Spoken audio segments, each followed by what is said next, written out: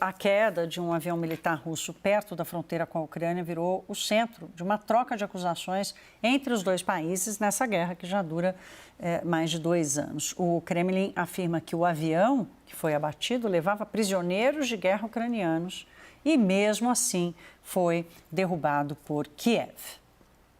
O ministro das Relações Exteriores da Rússia, Sergei Lavrov, disse que a queda do avião é resultado de um ato terrorista e pediu uma reunião de emergência do Conselho de Segurança da ONU. Segundo ele, a tripulação levava 65 soldados ucranianos para uma troca por prisioneiros de guerra russos, mas a operação teria sido sabotada pelo governo de Volodymyr Zelensky.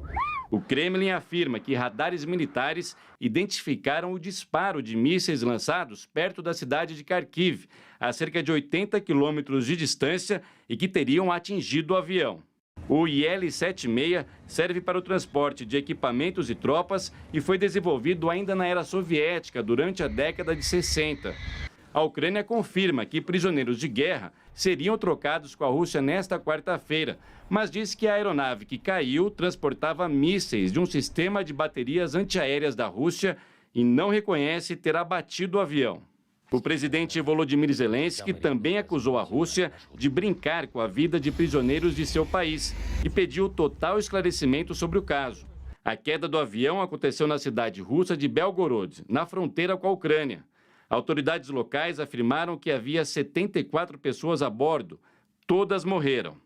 Moradores disseram à agência Reuters ter ouvido uma explosão antes do impacto da aeronave no solo.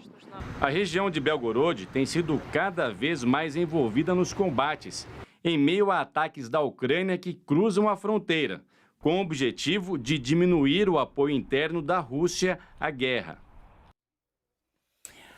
Professor, mais uma vez a Rússia está pedindo uma sessão emergencial do Conselho de Segurança da ONU para levar esse caso do avião. Ela fez isso há cerca de 2, 3 semanas também por um ataque que ela acusou a Ucrânia de ter feito. A guerra, ela segue, ela prossegue, ela tem alguns picos de escalada, mas ela continua sendo uma guerra de longa duração? Sim, ela virou uma guerra de atrito, uma guerra em que os movimentos terrestres, principalmente, se dão ao longo de uma grande linha de contato, no qual a vantagem russa parece muito clara. A Ucrânia possui cada vez mais condições de enfrentar a enorme capacidade militar russa. A Rússia conseguiu conter aquela propalada contraofensiva ucraniana e hoje assumiu a dianteira nas operações no terreno e vem expandindo a sua linha de controle pouco a pouco, mas com firmeza e estabelecendo um cinturão de defesa que será muito difícil ser removido. Enquanto isso, há o uso dos mísseis, há o uso da artilharia, que causa esse tipo de evento como que assistimos da queda desse avião. A causa não é precisa ainda, mas provavelmente foi abatido por um míssil. E os movimentos políticos, Conselho de Segurança, no plano multilateral, que tentam puxar para um lado para o outro a razão da guerra. Mas, de fato, no terreno, a vantagem russa parece definitiva. Com a provável mudança de governo nos Estados Unidos, o apoio à Ucrânia será diminuído mais ainda. Então, o desenlace hoje é no sentido da vitória russa, mas uma vitória lenta, digamos assim, né? E será, talvez, a Rússia não consiga o objetivo de transformar ou de manter a Ucrânia como um Estado tampão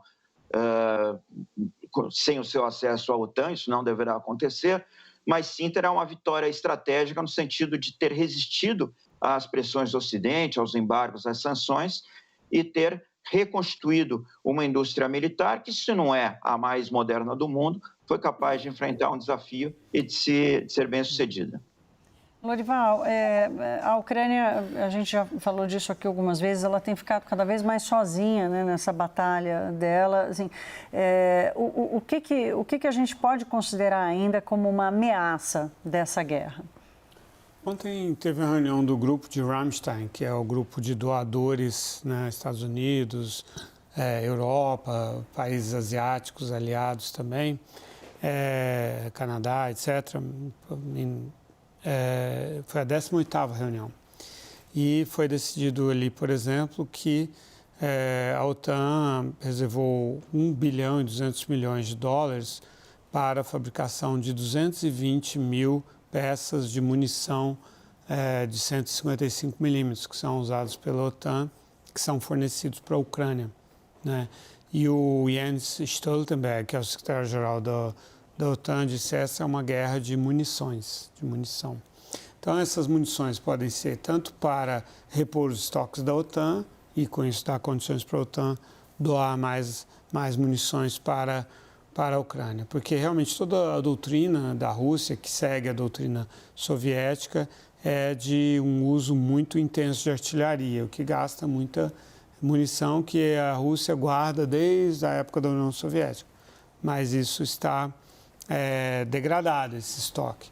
Da mesma maneira, a Ucrânia não tem condições, já inclusive reduziu de meados do ano passado o uso de 8 mil unidades de munição por dia para 2 mil atualmente, uma redução bastante expressiva.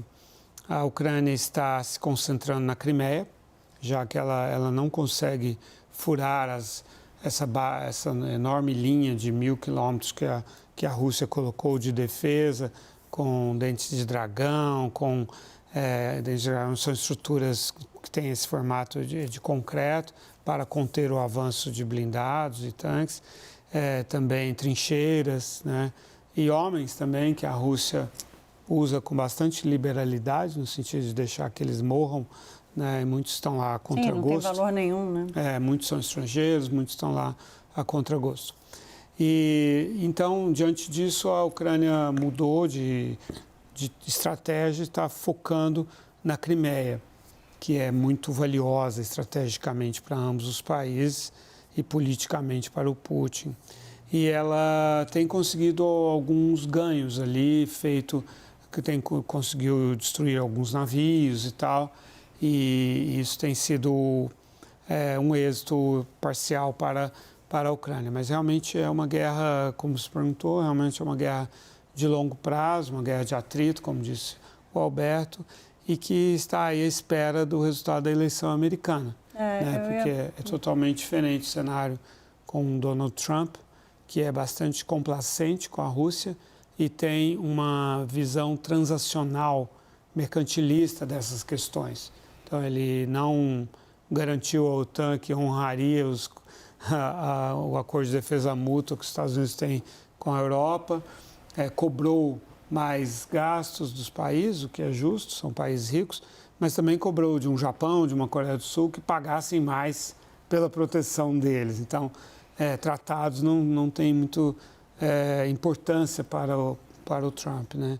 Então, diante disso, a China e a Rússia desejam a eleição do Trump para transacionar com ele, já que para ele essas questões de geopolítica não parecem ter tanta importância. Eu ia exatamente, professor, para a gente fechar aqui, lhe perguntar sobre a guerra na eleição americana, né? No embate entre os republicanos, entre Donald Trump e Nikki Haley, esse tema voltou com muita força, porque, inclusive, como divisão ali entre os republicanos do que fazer.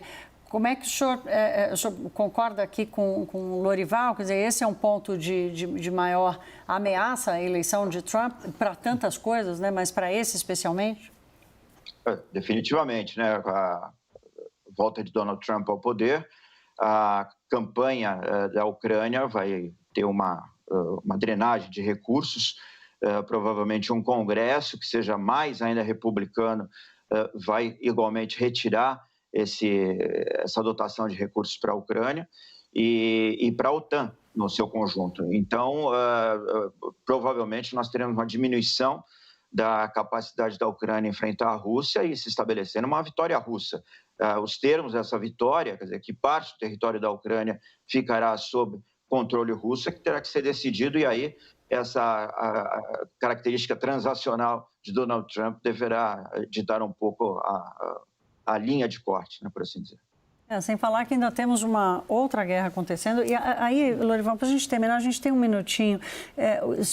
O mundo vai ter que, em algum momento, escolher para qual conflito se preocupar mais entre o que está acontecendo no Oriente Médio e Rússia e Ucrânia? Já fez essa escolha ou ainda não? Bom, existe um dilema aí que é, de um lado, honrar os compromissos que os Estados Unidos têm com os seus aliados, seja Taiwan, seja Ucrânia, seja Israel. E de outro lado, não gastar demais os seus estoques de munição e de armamentos, porque essa degradação tira a credibilidade desses compromissos, né? E sim, o conflito com Israel é muito importante para o eleitorado americano, para a política americana, desviou bastante recursos que antes eram destinados para a Ucrânia. Recurso, atenção, mídia, energia, tudo, né? Energia, tudo isso.